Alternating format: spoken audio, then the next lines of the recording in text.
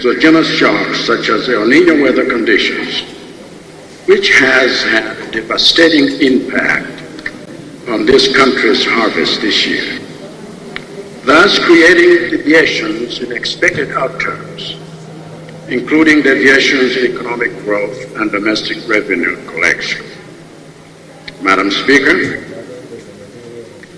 what would be fair to say is that compulsory expenditure that includes interest payments on debts left by the Honorable Leader's opposition party and wage bills absorb much of the revenue collected from domestic sources, leaving no room for other discretionary spending. So as the remaining resources are not enough for various government operations, including funding the Leader of Opposition's attendance of this session of Parliament today,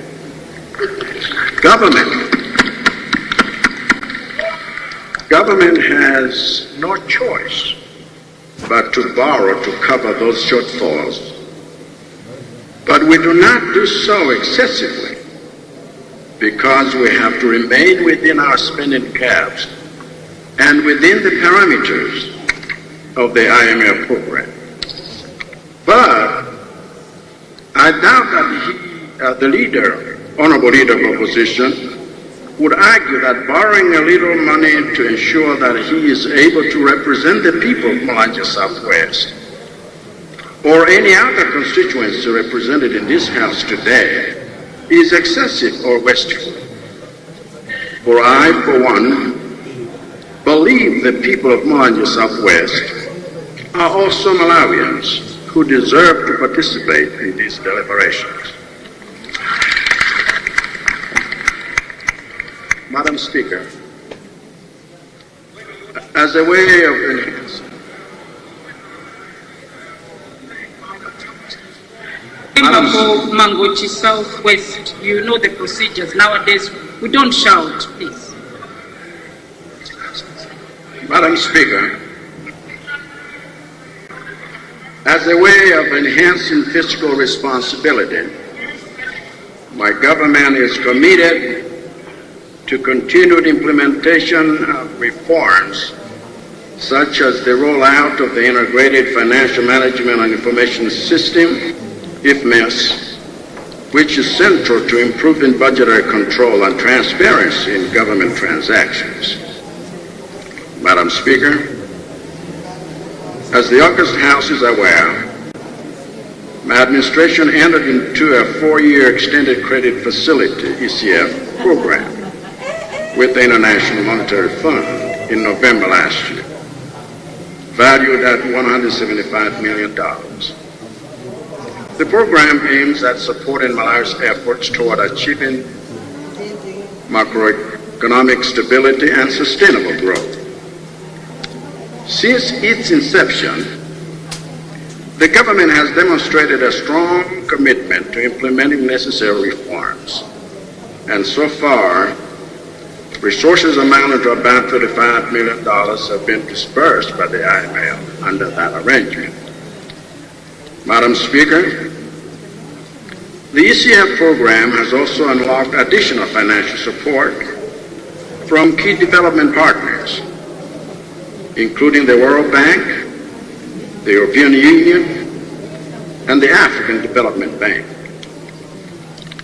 Some of these resources were received as direct budget support, which underscores the restoration of confidence that our partners have in my administration's management of public finances.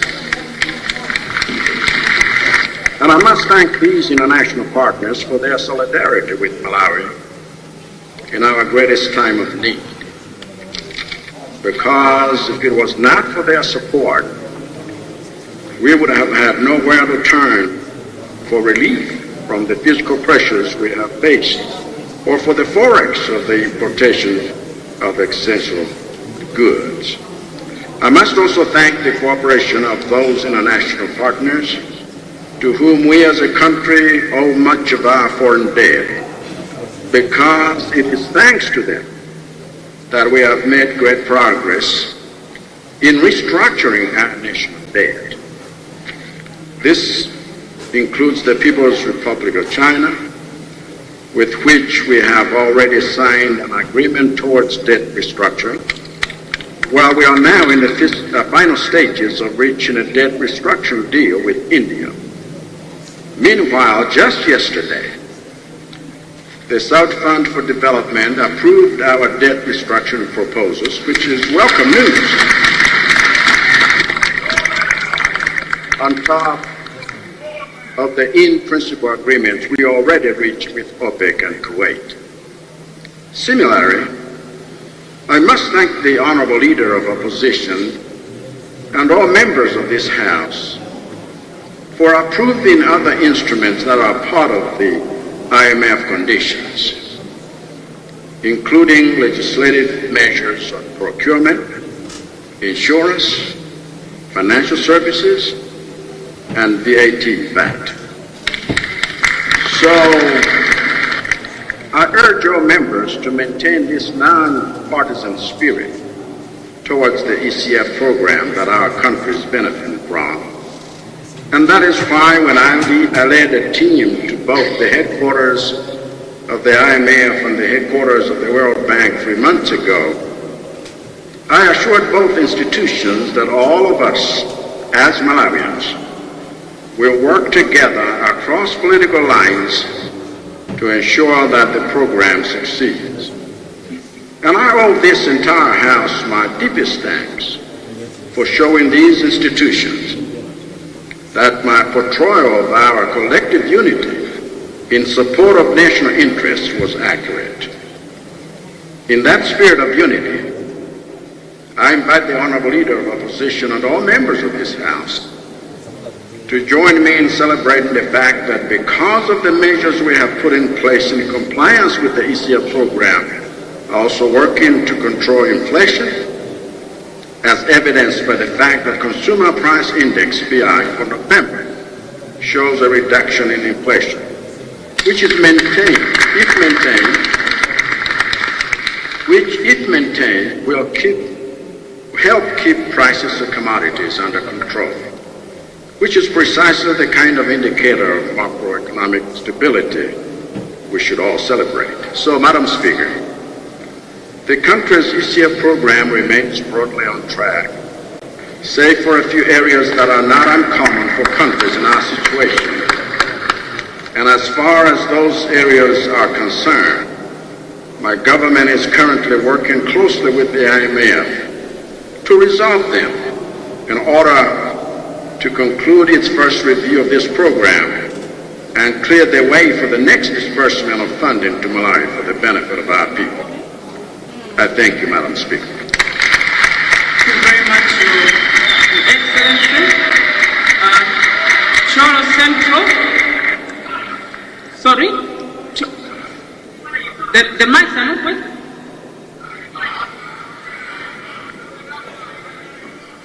She will come and check. Cholo Central.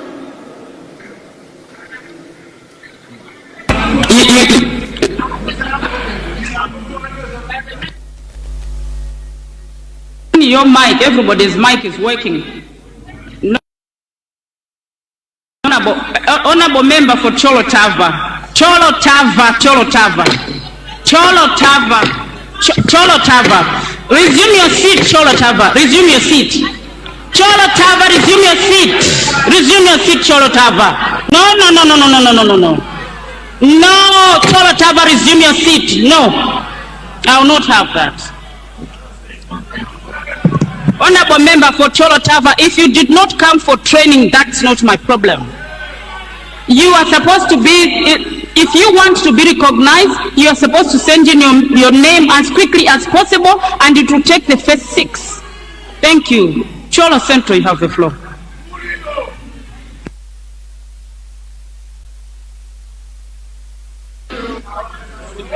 Thank you very much, Right Honorable. Of the question, you have a supplementary? Thank you. Then first it comes to the leader of opposition, the owner of the question. Cholo Central, you come after.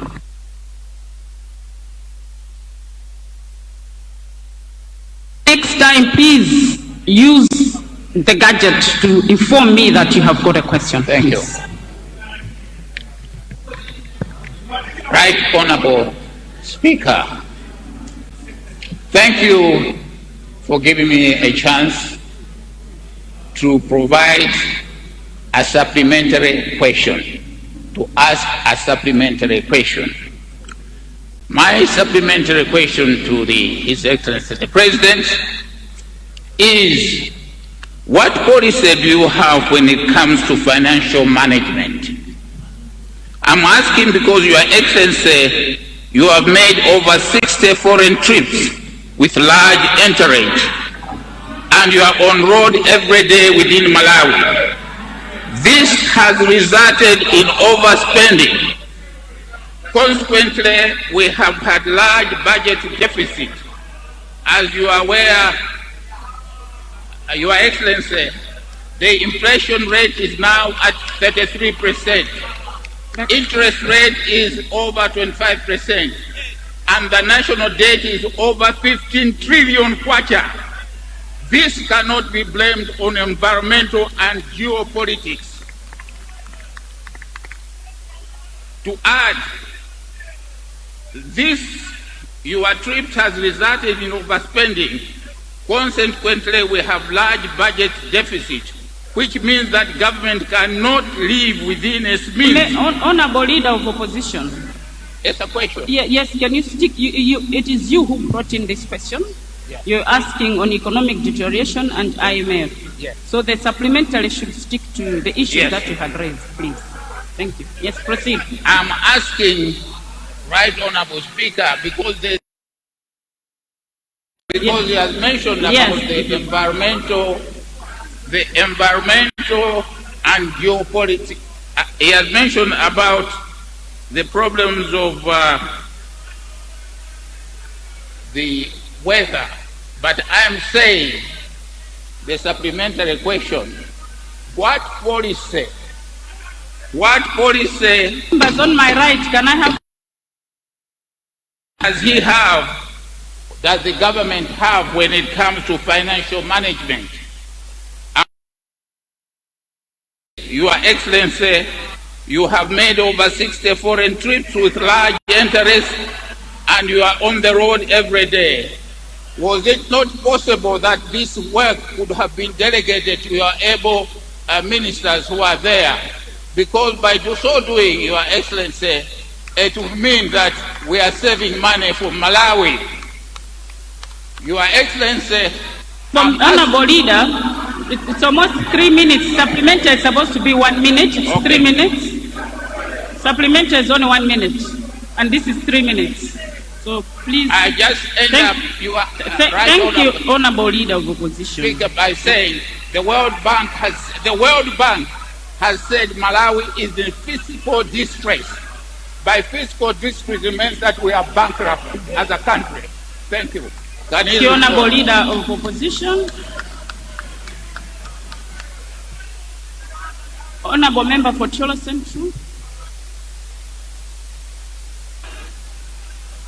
Thank you very much, Right Honorable Speaker, for allowing the people of Cholo Central to ask a question, a supplementary question to His Excellency the President, and welcome. Your Excellency, you spoke within your response the fiscal discipline that is being undertaken. And within the fiscal discipline, Your Excellency, it is very important that the 3 E's in economics, effectiveness, efficiency, and economical, be adhered to. I therefore would like you, Your Excellency, to pronounce yourself, particularly on the human-caused calamities in the economy, i.e. misprocurements, which are caused by men and your leadership. A very good example would be the misprocurements, for example, of hunting for fertilizer in pharmacies, for example, butchery, for example. And if we close, Your Excellency, you know very well that if we close those taps, you should be able to achieve what you are achieving. What do you intend to do to make sure that those misprocurements, which would form part, a very good part of this alignment to achieving financial growth is done. I submit, Your Excellency. Thank you. Thank you. Zomba Changalume. Zomba Changalume. Yes, sir. Thank you so much, Madam Speaker, for recognizing the people of Zomba Changalume to ask a supplementary question to the President. Madam Speaker, IMF uses several components, and one of them is checking if the economic and financial policies are being followed. And since, Mr. President, you have followed this, and it has brought back donor confidence and resumption of donor aid. What measures have you put in place to maintain this most awaited donor confidence? Thank you so much, Madam Speaker. Thank you very much, Zomba Changalume. Your Excellency the President.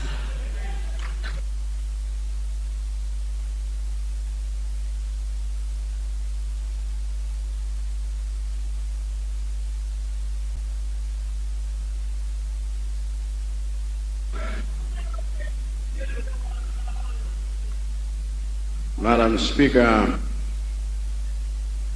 let me express deep gratitude to Mulanje Southwest for a supplementary question. With regard to the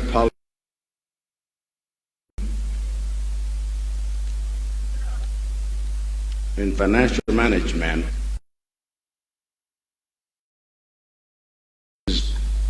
words, 60 foreign trips, and that I keep traveling. I should trust members of cabinet to do some of the work I do. Again, thank you for this premised on assumptions that I would not agree with. First of all, Malawi is part of global economy.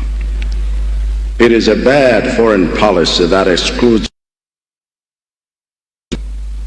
and so whenever it is possible, I have made trips that would be for the benefit of our nation.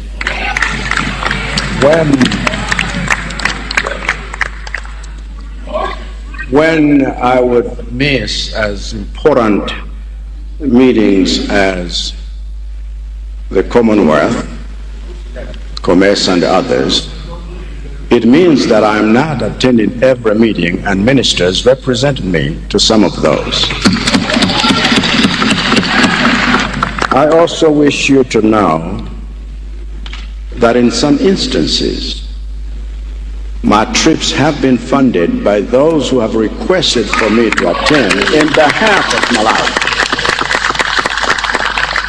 And so to talk of wastefulness, as you put it, that would have been demonstrated. I just read you a response which was detailed.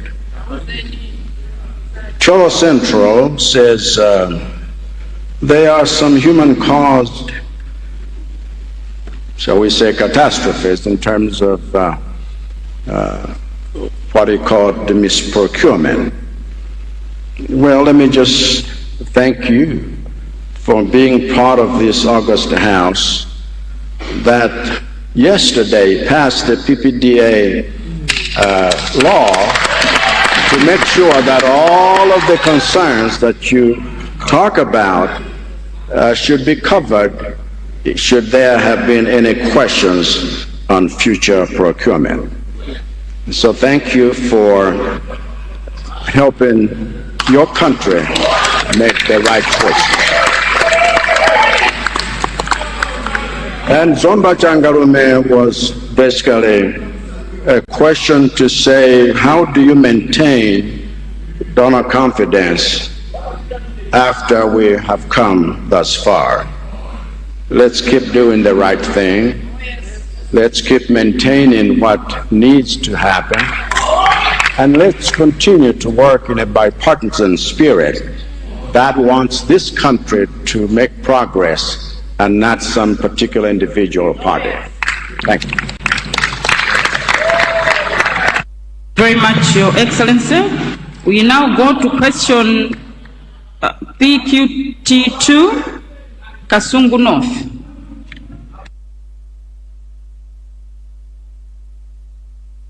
Yeah, your time now, your time. Thank you very much, Madam Speaker, for granting an opportunity to confirm the question in today's order paper that it is indeed coming from the people of Tie, Kaluruma, Chisempere, Kalikoka, Chisikwa, as well as Chikwa. I do submit. Thank you. Kasungu North, Your Excellency the President.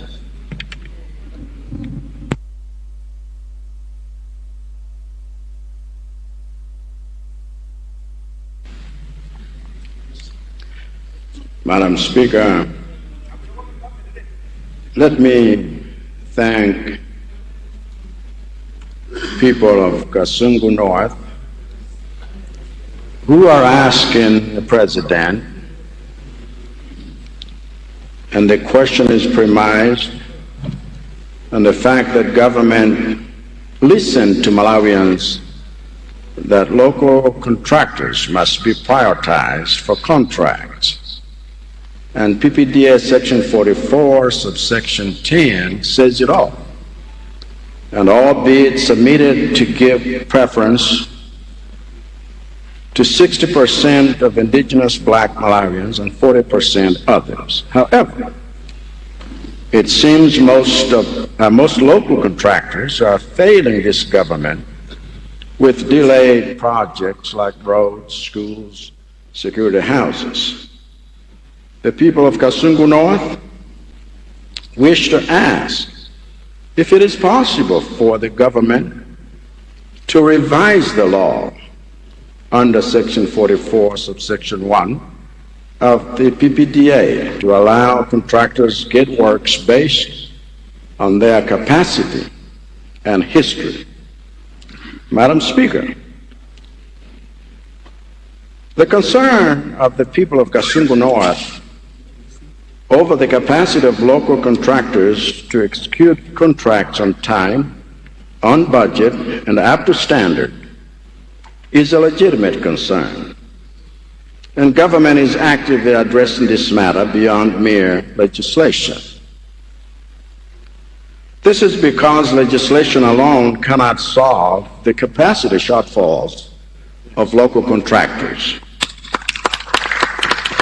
Nor is it enough to simply say that those Malawians who lack capacity should be condemned and never be allowed to participate in the development of their own country. The solution is not only to award contracts to local businesses that have a proven track record of delivery and execution, but also putting in place mechanisms for building the capacity of those local contractors who fall short, so that the procurement system does not become a monopoly again. It should be obvious by now that while there have been governments in the past that have allowed contracts to be monopolized for the enrichment of a few, my government's settled policy of prospering together considers such greedy monopolies to be repulsive, and we do not want to allow that. In fact, let me be clear. Whether anyone likes it or not, I will always be the first and foremost. I will always be first and foremost a president who empowers the powerless, because that's what servant leadership demands. My commitment to empower the powerless is the reason why I enforced an SME order within 6 months of being in office to reserve contracts for certain projects in government for local businesses. My commitment to empower the powerless is also the reason why my government through the Ministry of Finance and Economic Affairs, has revised the Public Procurement and Disposal of Public Assets Act of 2017 and brought in a new PPDA Bill 2024 before this House, where it was passed into law just yesterday. My commitment to empower the powerless is the reason why Section 62, subsection 11 of this new law now clearly states that, and I quote, "The procuring and disposing entity shall ensure that 60% of the value of procurements carried out in a financial year and a national competitive bidding is reserved for Malawian micro, small, and medium enterprises, and 40% is reserved for other bidders." And that is clearly an improvement from the old statement. Now, since this provision applies to procurements by all MDAs across all sections, it is imperative that this House supports my government's efforts to ensure that sector-specific pieces of legislation are harmonized to reflect this requirement, following the example of the National Construction Industry Act, which was already harmonized to promote the growth of Malawian-owned firms in the construction industry, and which we complemented with the development of the Malawi Infrastructure Delivery Management Systems for selecting contractors based on their capacity and track record, as well as the joint venture and subcontracting regulation for incentivizing contractors who have a good track record to build the capacity of those who are new. So, in the same way that this combination of legislation that favors our citizens, enabling regulations that promote capacity building and training in contract and project management, is creating jobs, wealth, and opportunities in the construction industry.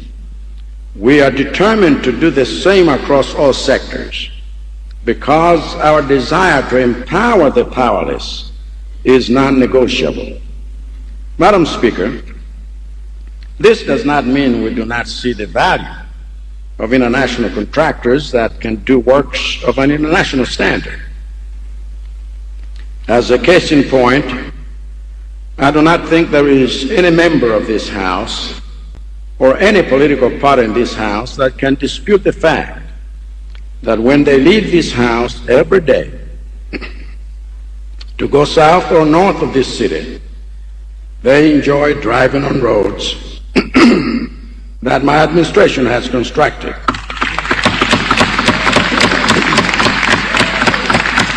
To international standards never before seen in the history of Malawi. But I want to ask members of this House to remember, when driving on those roads, that part of the value of these international contractors is the skills transfer opportunity that they provide to our own citizens to develop capacity, and so they should join me in advocating for procurement practices that empower the powerless by focusing less on the failures of those people, of our people, and more on their potential, no matter how long it takes, because Rome was not built in a day.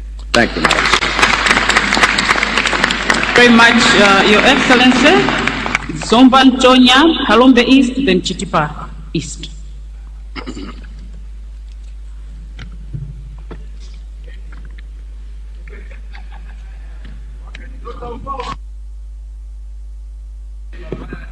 Thank you so much, Madam Speaker.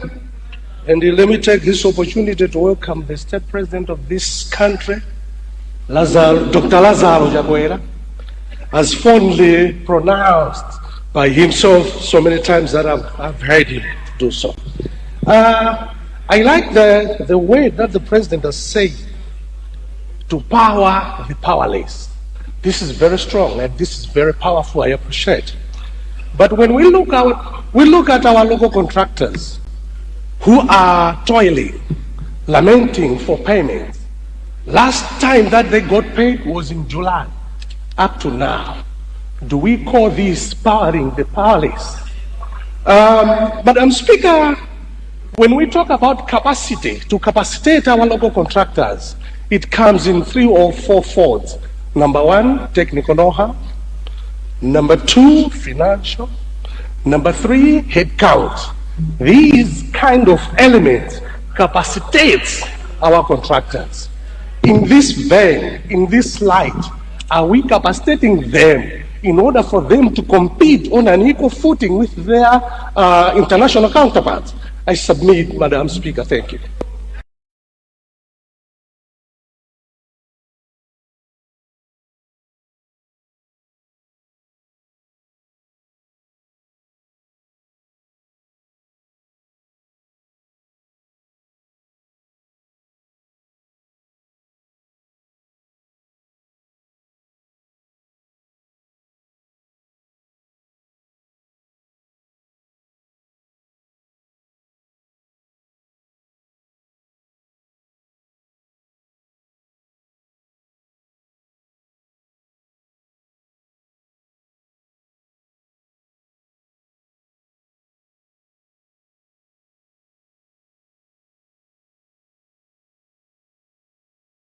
Little resource of allocation of resources to the contracts they are being awarded. I will cite one example of my road project in my constituency, Chiringa Muloza Road. It was awarded to a local contractor, Cass and Measures, at a contract price of 24.5 billion. In that contract, government had an obligation to pay 4.98 billion, which is 20%, as advance payment. But this house passed 2.4 billion as an allocation, which is not even enough as an advance payment. Your Excellency, that contract to date has not started yet. And one would think that the contract is not starting because the contractor does not have capacity, and yet it is our own making. The second issue is the issue of delayed payments. The day before yesterday, as a committee on transport, we went to Karinyeke, where Fortune Construction is constructing a way bridge at a contract price of 10 billion kwacha. He was given advance payment, he has worked, and he raised a certificate of about 600 million kwacha. When we were going through the issues, one of the issues raised on this profile was that the contractor's lack of financial capacity. And it says the contractor exhibits lack of financial capacity as he is unable to finance the works. And yet the contractor has worked, he has raised a certificate of 600 million kwacha, and 5 months down the line, he hasn't been paid. As you are trying to look at ways of trying to capacitate this... Honorable Member for Palombe East, yes. It's more than a minute, it's 2 minutes 30, it's 1 minute for supplementary. All right. Is it possible that as you are trying to address the issues, your government addresses these 2 issues, little resource allocation and delayed payments? I thank you, Mr. President. Chitipa East.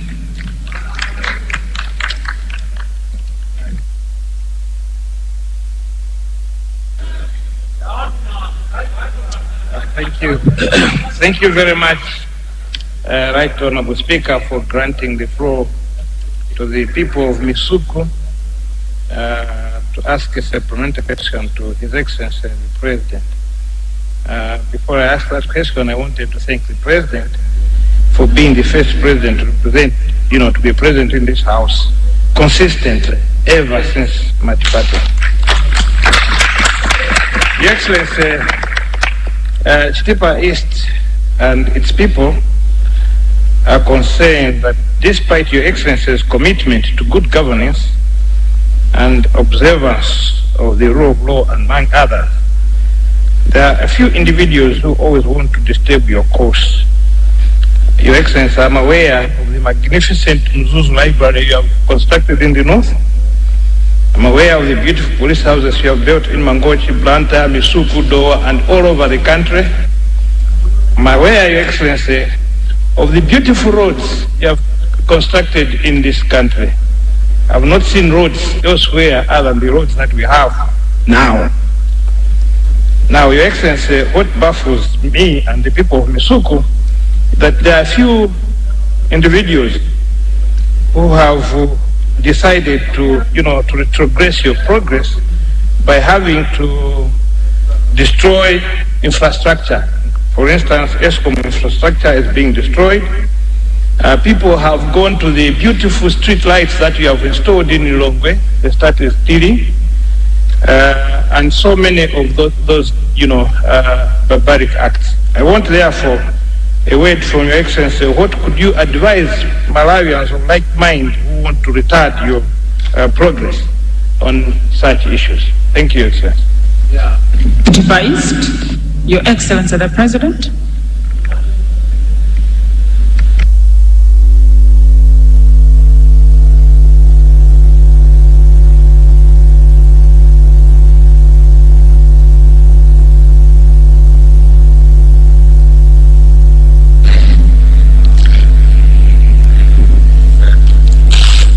Madam Speaker, let me thank Zomba Tonya for the supplementary question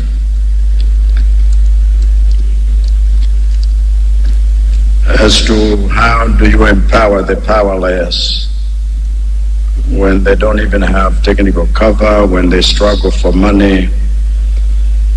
And it's pretty much similar to Palombe East, talking about little allocation and delayed payments. And maybe I could just make some comments here. First of all, government is doing all it can to clear the payment backlog that came about due to price escalations. And the other problem most local contractors struggle with is that they underprice to get jobs. And so sometimes delayed payments happen due to government reallocations of resources, particularly when we are faced with emergencies such as hunger, cyclones, and so forth. But I must thank Palombe East because some of the issues raised are penitent with regard to price adjustments and allocations that sometimes do not seem to have come on time. I was up north just recently, and like he has cited examples, there are those who are doing excellently. It's not a blanket condemnation, as it were, of local contractors failing to do or to deliver. Some are doing excellently. But many times, there's been a tendency to believe that if I bid the smallest amount, I would get the contract and then immediately begin to revise prices because now I have gotten it. And that tendency has tended to derail certain developments. Some local contractors need also to learn to prioritize. When they have been awarded contracts, they do not want to invest in equipment and skills. Instead, they like buying luxury vehicles that cannot even be used in the contract that they are supposed to deliver. It would be prudent to make genuine profits after you have done your work rather than to make it the first thing you want to do to reward yourself. But these are matters that we all need to be very honest about and talk about so that we together can address them. The fact that some have been able to do means that it can be done. The fact that others have failed, it means that we can still help them, give them a hand up, so they are able to not only improve on their skills, but have equipment that enables them to do their job. It's not uncommon to see people getting a contract and then running around to find people with the equipment with which to do that contract, because now they have gotten the piece of paper.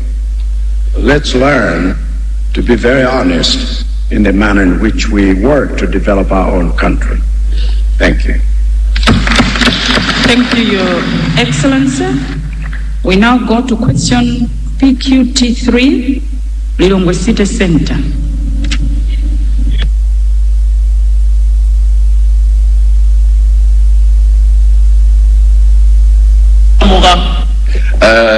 I thank you, Madam Speaker, for giving me a rare opportunity to ask a very important question to the President of the Republic of Malawi, Dr. McCarthy Chakwera.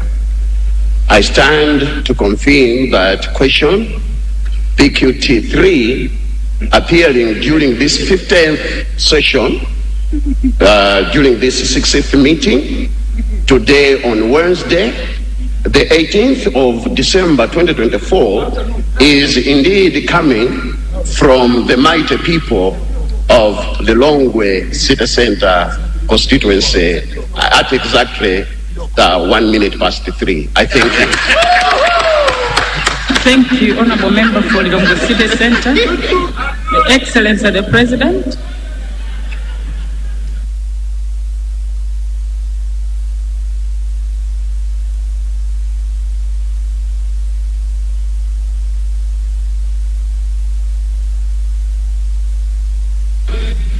Madam Speaker,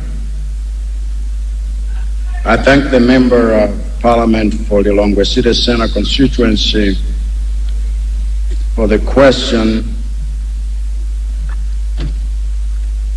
which purports to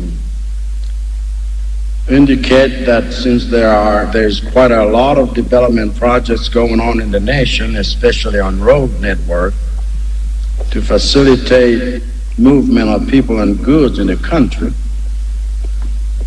the people of the Lilongwe City Center have observed the need for this country to enhance the transportation system, both domestically and internationally.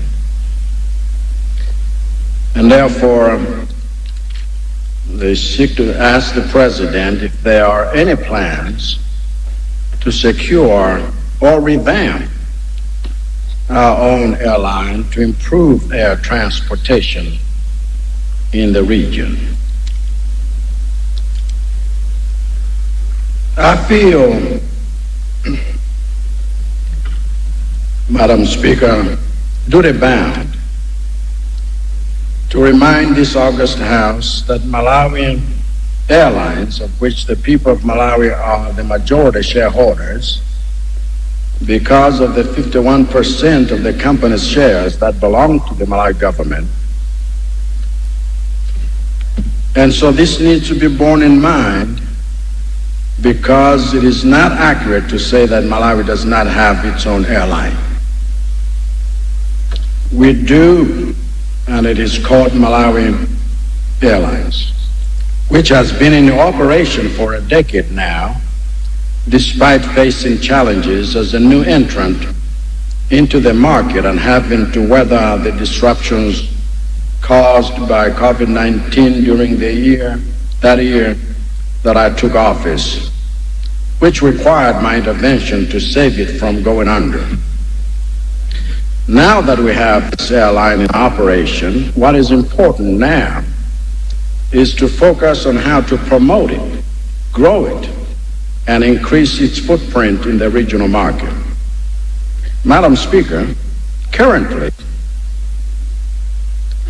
the airline flies to 5 destinations, namely Johannesburg, South Africa, Nairobi, Kenya, Dar es Salaam, Tanzania, Harare, Zimbabwe, and Lusaka, Zambia. So in terms of increasing our airline's footprint, our plan for phase 1 of 2025 is to double the number of destinations by expanding to 5 new ones, namely Kigali, Rwanda, Lubumbashi, Democratic Republic of Congo, Nampula and Pemba, Mozambique, and Entebbe, Uganda. In view of these planned new routes, whose traffic will pull passengers at Kamuzu International Airport, Kia, and Chileka International Airport, the national carrier will be increasing its flight frequency for the major route of Johannesburg by adding 4 additional weekly flights to meet the increasing demand for this route. And for those who like traveling during festive period of Christmas and the New Year, Malawi Airlines intends to introduce 3 additional flights to Johannesburg on Mondays, Thursdays, and Saturdays from December 21st to January 6th. December 21st, 2024, and January 6th, 2025. Madam Speaker, in phase 2 of our expansion plans, beginning in the last quarter of 2025, Malawi Airlines will start flying to the countries of Mauritius, Angola, Botswana, and Nigeria, once bilateral air service agreements are signed with those countries. We are therefore making the most of our strategic partnership with Ethiopian Airlines, which is a member of the Star Alliance, to expand the access of Malawians to foreign markets and to increase the inflows of tourists and investors into Malawi. For domestic flights, Madam Speaker, apart from flying between Lilongwe and Blantyre, Malawi Airlines intends to introduce flights to Mzuzu and Karonga.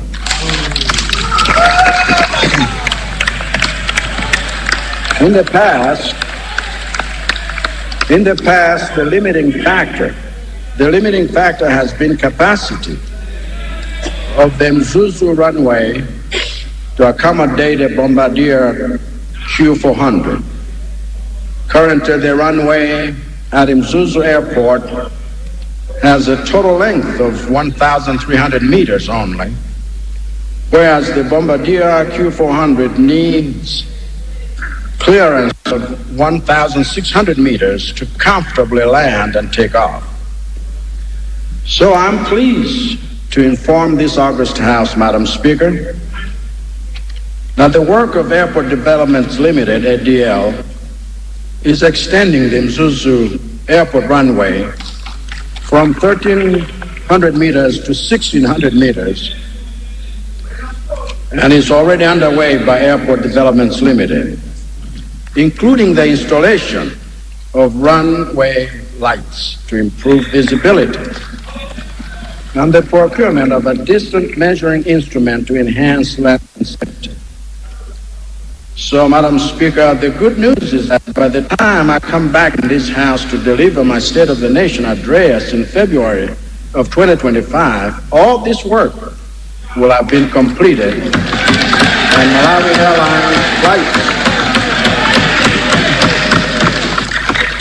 Malawi Airlines flights to Mzuzu and Karonga would have started. Thank you, Madam Speaker. Thank you very much, Your Excellency. The owner of the question, you have a supplementary? You have the floor, although you didn't use the normal process of acknowledge, so that I can acknowledge you on the gadget.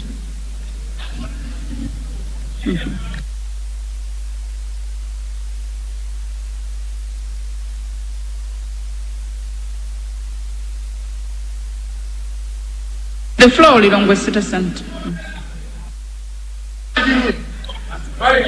Thank you very much, Madam Speaker, for giving me an opportunity to ask a supplementary question to the state president of this republic.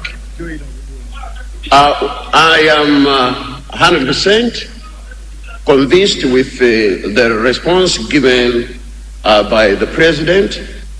However, I would like to know domestically, with the robust road network that is being constructed in Zomba, Blantyre, here in Lilongwe, and Mzuzu, when are we having a city public transport whereby reduction of using our roads by families and driving commuters could reduce drastically the usage of petrol and diesel? I know, Madam Speaker, that before, during the Kamuzu era, we had double deckers, we had trams, rail transport, which was very, very effective. Now, I would like to know if there are any plans in the near future that the president, with these road infrastructures in place, will make this city transport possible. I thank you, and I so submit. Thank you. Thank you, Salima South East, and then Mangochi North.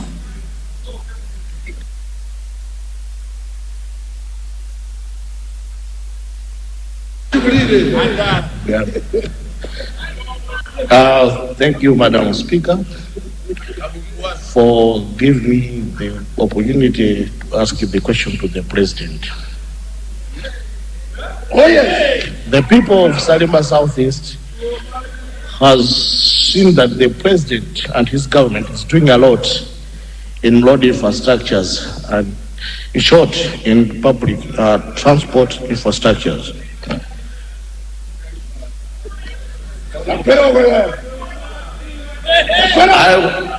We have seen that the President has constructed the roads from Lumbaz to Kalonga, Salima to Luangwa, just to mention a few, and even to the municipals like Kalonga, Kasungu, and Mangochi. From the budget statement of 2024-2025, you are able minister, Minister of Finance, delivered a statement, and he talked about the road from Salima to Mayani. My people from Salima Southeast, they are looking at the eager waiting for the commencement of this road. Oh, yes. From Salima to Nkoma Mayani. When is it going to start, Mr. President? Thank you. Thank you, Mangochi North.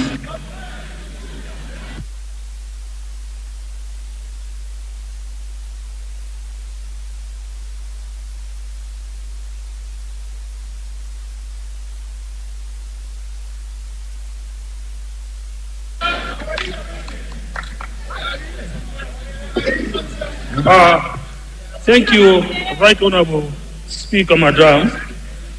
Let me first thank the President by coming into the Parliament. I thank him since he took power has been coming to Parliament. And in thanking him, let me also congratulate the newly appointed Minister of Labour, who is with us in the House. This is the way to go.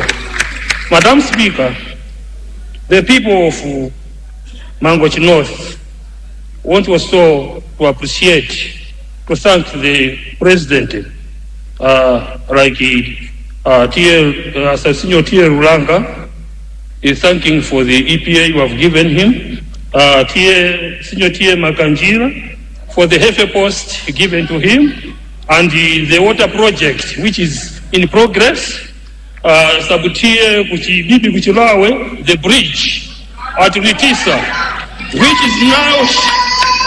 which is now showing that the road Mangochi Makanjira is starting, because the bridge now is almost 90% done. This was the most difficult bridge. My supplementary, Madam Speaker, is the people or the road users of Makanjira, Mangochi would like to know much from the President, as some of the resources for the road has been secured. Like we went together in Saudi Arabia where we got $20 million, and recently the able Minister of Finance told this House that we have also secured about $200 million from Kuwait Fund. The people, the road users of Makanjira Mangochi would like to know the progress, when it is going to start, so that we can be happy in Mangochi. Furthermore, Madam Speaker, supplementary question is 1 minute. You're 2 minutes 17, so just 20 seconds, Madam. Madam Speaker, I would like also to ask the President if there are immediate measures. The people of Mangochi North will not be going to Mangochi as the rain has started because of the 6 bridges which are not passable right now. The bridges are Arilole, Chikosere, Rugora, Unga, Nyangu, Lungwena, and Makumba. We have already free contractors in Makanjira who are working on the projects that government has already assisted the people of Makanjira, which we are very appreciative. Can we use these contractors to help us in the immediate solutions for us to pass to go to Mangochi, mainly in the maternal cases? Member for Mangochi North. And I know the President always wants to respond to our questions, but this was on air transport, and you're talking of road transport. Your Excellency the President.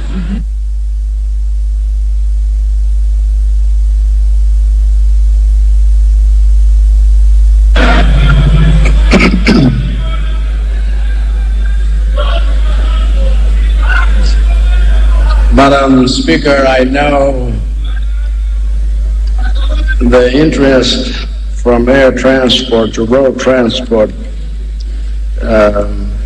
is legit, for many in this country use the roads.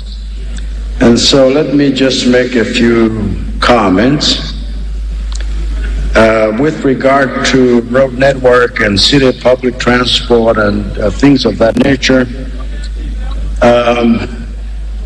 by the way, there are already plans in the offing with regard to the re-established MDC, and we're already looking at seated buses, but we want to be able to do this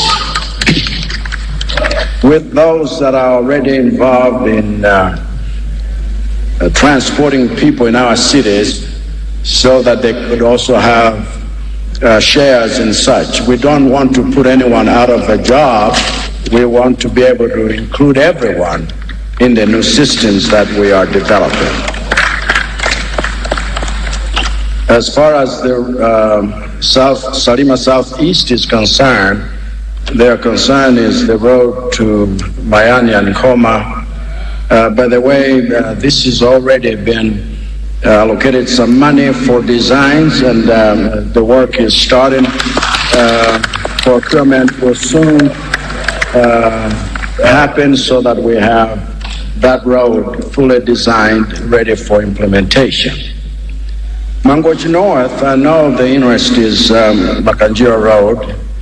We are grateful for the bridges that's been done, and we know others need to be. I can have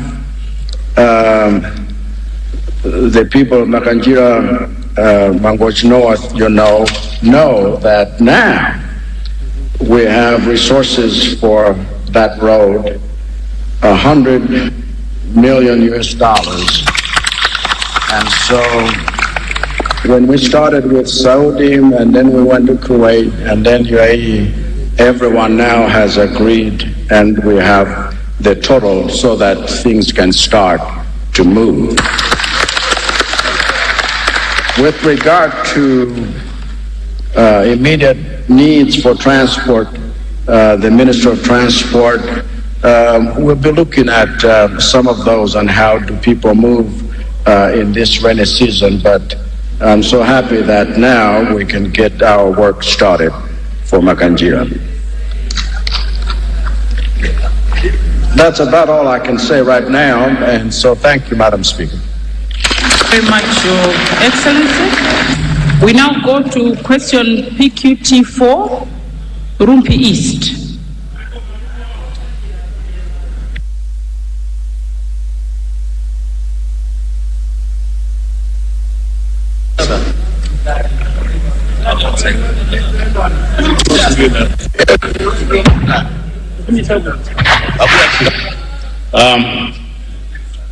Now it's on.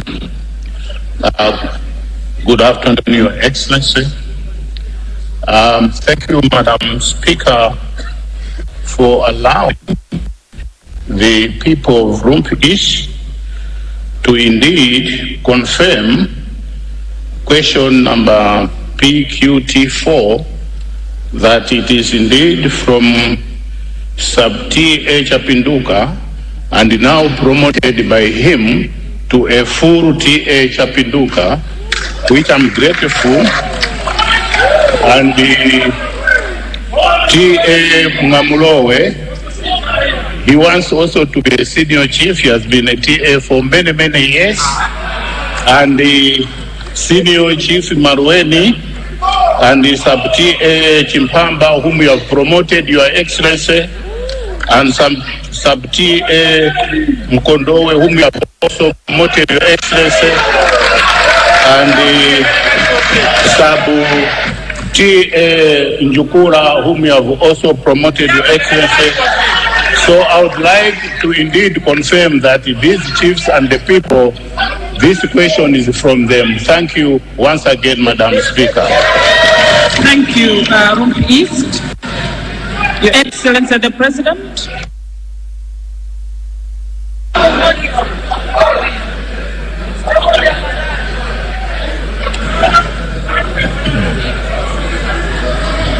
Thank you, Madam Speaker. I'd like to thank the honorable member of Rumpi East constituency for his timely question about the delivery of fertilizers to this year's AIP beneficiaries. Madam Speaker, I'd like to inform the August House that the approach this year was to prioritize hard-to-reach areas when redeeming fertilizer because those areas are becoming accessible once the rains start. Distribution would then go to the areas or other areas that would be accessible at any time, even deep in the rainy season. And that is exactly what the ministry has done, which is why the work is now moving to provide fertilizer to areas that are more easily accessible. I can therefore assure the House that all registered farmers will be reached with the fertilizers within the effective time of fertilizer application. We stand by this assurance despite the challenges that we have faced in the importation of fertilizers because of restrictions on forex access, because as the forex situation improves, so does our importation of fertilizers, which is why fertilizers are now being sent to all retailing areas as we speak. Even so, Madam Speaker, for purposes of accountability and transparency, allow me to present the status of our implementation of AIP this year. And this data is as of our working days ago. Funding, 94 billion kwacha in funds have been released. Cumulative sales, 322,348 bags of NPK, and that represents 31%. 286,522 bags of urea, representing 27%. That's a total of 608,870 bags, representing 29%. 330,566 bags of seed, representing 31%. Cumulative dispatches, 341,016 bags of NPK, representing 33%. 344,010 bags of urea, representing 33%. That's a total of 685,026, representing 33%. Livestock, 578 goats. Madam Speaker, it is also important to note that AIP is only one social protection program among others.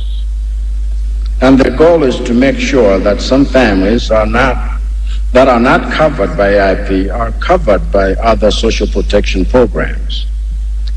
Those other programs include Ntugulabakomo social cash transfers, Climate Smart Public Works Program, School Feed Program, Shock Sensitive Resilience Program, and even the new NEEF loans we are now dispersing to young people without collateral.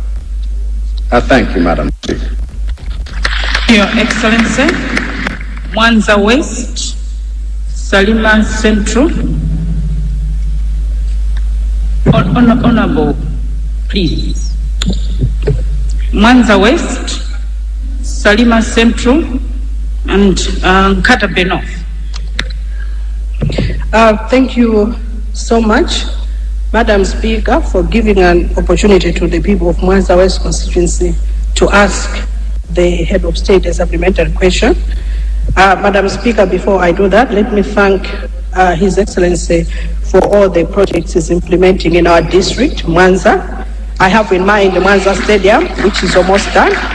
He has also commenced construction of prison officers' houses in Mwanza, and 2 health centers that this week have just started to be constructed, apart from a lot of development projects that are taking place. Let me thank him so much for that. Madam Speaker, through you, I would like to ask the state president if he's aware. We appreciate that we received AIP fertilizers in my constituency way before rains started, more especially in the area of Tiegovati in Tambani, but we having challenges to access the fertilizers, the AIP fertilizers, especially on 2 issues. The first one being the issues of IDs. It happened that the people that were registering the people omitted. Maybe, say for example, instead of writing a 2, they put a Z. So when to buy the fertilizers, they are being denied access. So we have a lot of fertilizers, but people are unable to access it. And secondly, it's the issue of villages. Say, for example, Joyce comes from village A, and on their system it shows I come from village B. Well, even if I have my ID matches with that which is in the system, I'm still being denied access to the fertilizer. So I'm not sure if the president is aware, and if he's aware, what is it that is going to do to make sure that people access fertilizers? Looking at it, that it's almost time for us to apply fertilizers. And lastly, I would like to ask the head of state if his government plans for alternative cheap technologies to replace chemical fertilizers for the rural people. Looking at it, that maybe the cost, does he have plans so that at least you have like cheaper technologies to replace the chemical fertilizers that we are using now? Otherwise, let me thank you so much, because as I speak, people are receiving the fertilizers through NIF, the NIF loan fertilizers. And as I speak, like I said, in Tier Govati, people have gathered at Tier Govati headquarters receiving the NIF fertilizers. We really appreciate that. May you continue that. And Honorable Member, more than 2 minutes. Honorable Member. Thank you so much. Thank you so much, Madam Speaker. You, Salima Central. Thank you so much, Madam Speaker, for recognizing the people of Salima Central. A privilege to ask a president a question. Madam Speaker, firstly, I want the president to know that the people of Salima Central are very happy with his fiscal policy in this country. I am saying this because in Salima Central, we are appreciating some projects which since the dawn of multi-party, we never had them in the other governments. Like today, Salima Central can receive in a year 200 million, and even in Mulanje Southwest, they can also receive the same 200 million. This was not happening the last governments. We have projects like schools and health centers in Salima Central, which have never been there before the coming of Chakwera. For today, I want to thank the President for his answer on AIP, and the people of Salima Central are eager waiting to receive these fertilizers. But I wanted to ask the President, as we are giving people fertilizer, that is in making sure we don't have hunger next year. But for this time around, I want the President to know that the people of Salima Central still think if ADMAG could open, we'll be able to get food now, because not everyone will get maize and foodstuffs from Dodima. Just to ask if there are any plans, Your Excellency, if ADMAG will open so that people will get food now, as we are waiting to harvest with the AIP you are giving to the people of Salima Central. Thank you so much, Mr. President. We love you. Thank you, Salima Central. Nkata Bay North. Was it Nkata Bay North? Northwest, yes.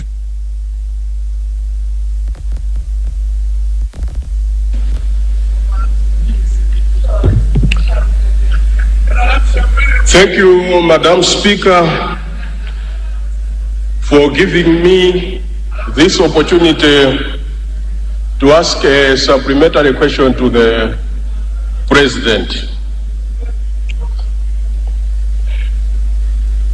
Your Excellency, the President, are you aware that a bag of fertilizer is currently selling at 105,000,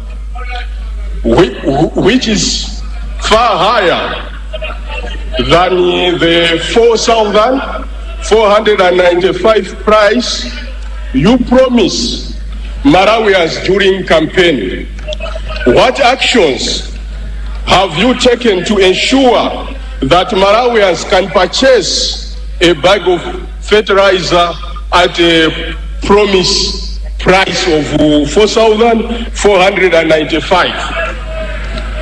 Given this situation, can you confidently say that your government is delivering on its commitments? Thank you. Very much, Honorable Member for Nkata Bay Northwest. Your Excellency the President.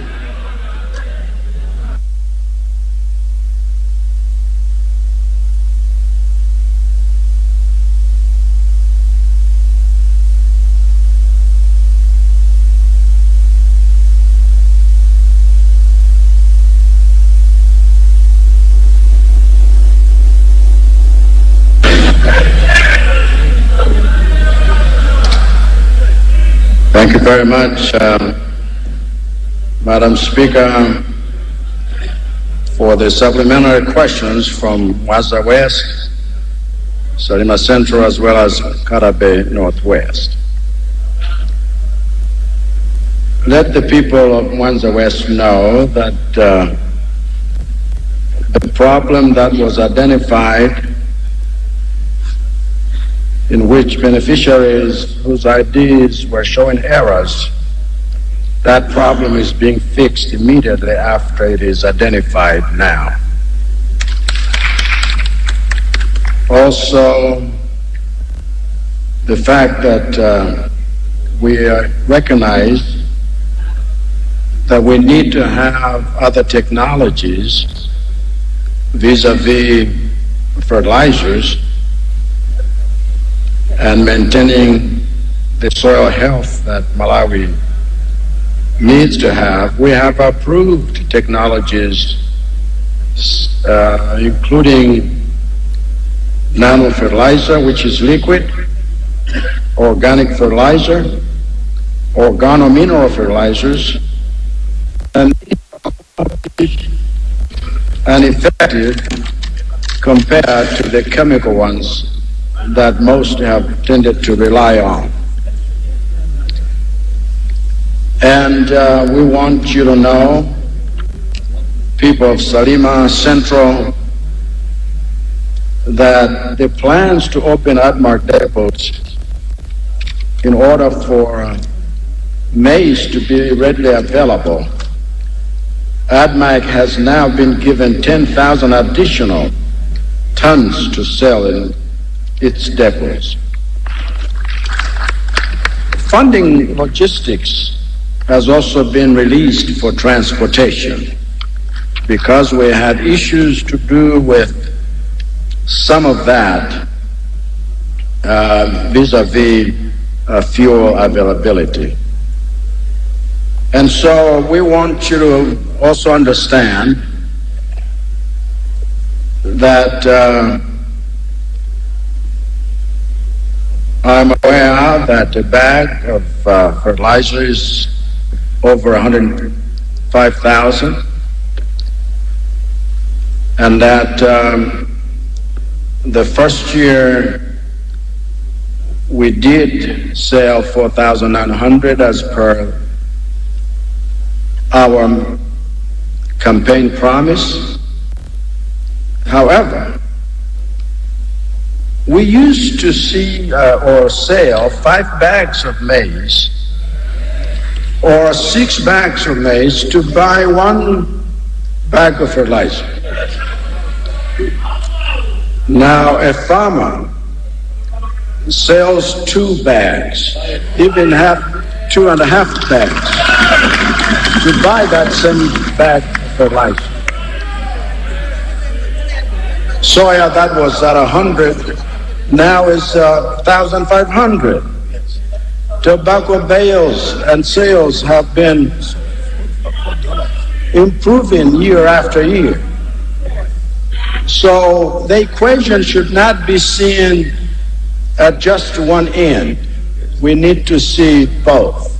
We realize that worldwide prices have not stayed stagnant, but we have, even for the AIP, for a number of years maintained the 15,000 price, despite the fact that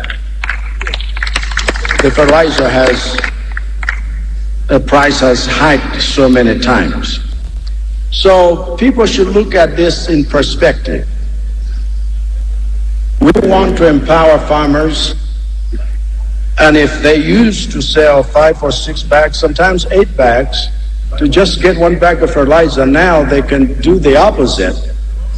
Something else is working despite the propaganda. And so sometimes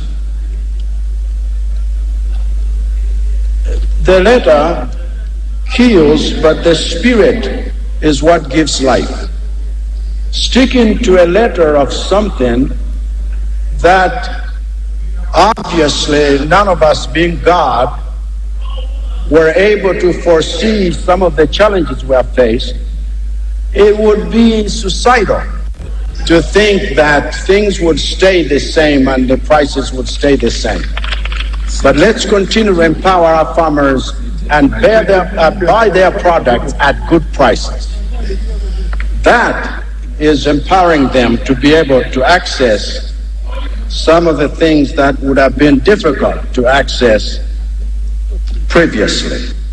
But let me also add the fact that we are intending, just like with fuel, we are intending to have fertilizer companies, in addition to what is there now from OCP in Morocco. And this is going to, they have already done all the testing with Chitete in terms of soil things now. And so that will also help us make the necessary adjustments in order that we may actually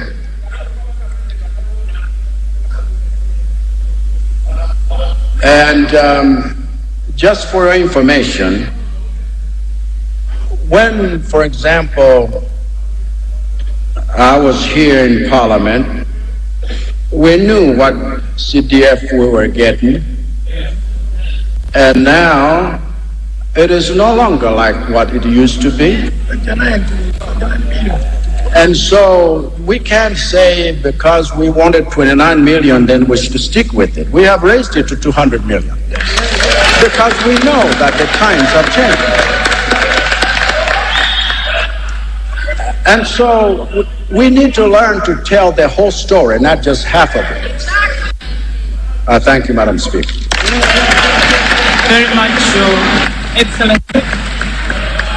Leader of the House, you're rising.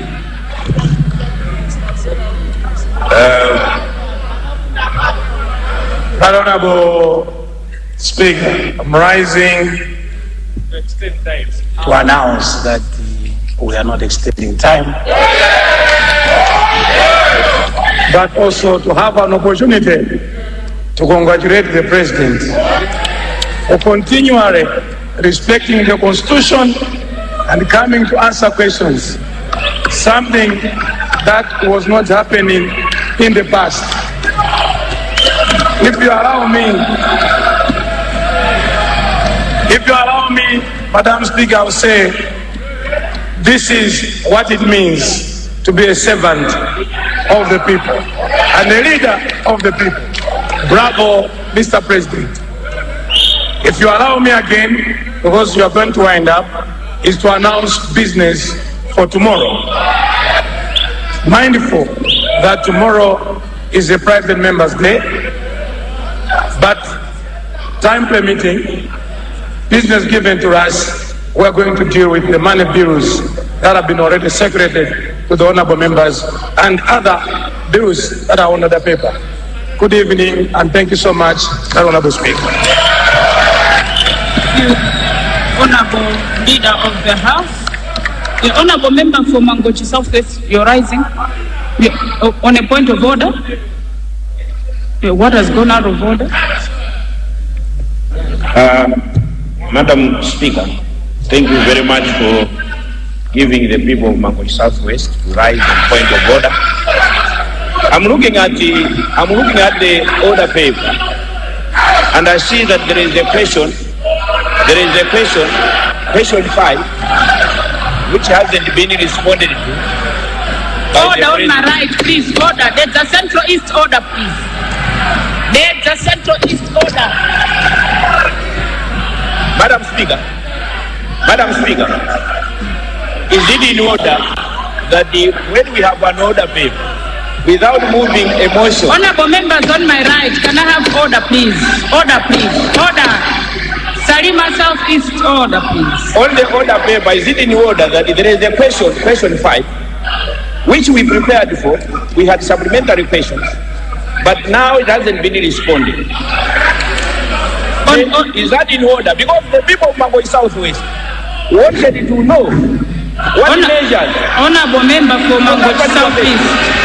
Honorable member for Mangochi South. Can I have order on my right? Can I have order, please? It's a position of duty. Honorable members on my right. Can I have order, please? And responding to our question. Mangochi Southeast. Yes, madam. Mangochi Southeast, if you go back to our own rules, yes. If time is not extended, then we can't But why are we continue not this. extending time? Well, this is an honorable member for Mangochi Southeast. Why are we not extending time? It's the government to extend time. I don't do the extension of time. So it is I'm their appealing to you. Thank you. Malawi has needed to ask questions. We are appealing to you to extend time. We are.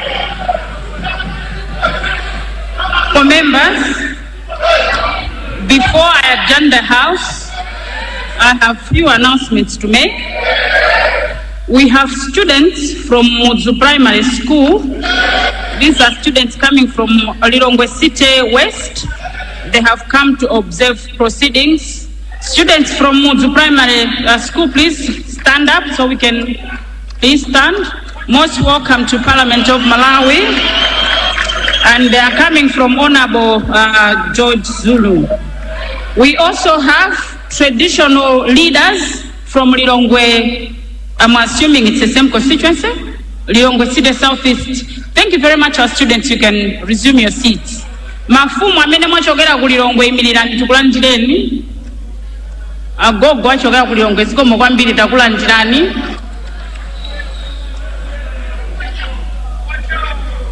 Zikomo kwambiri.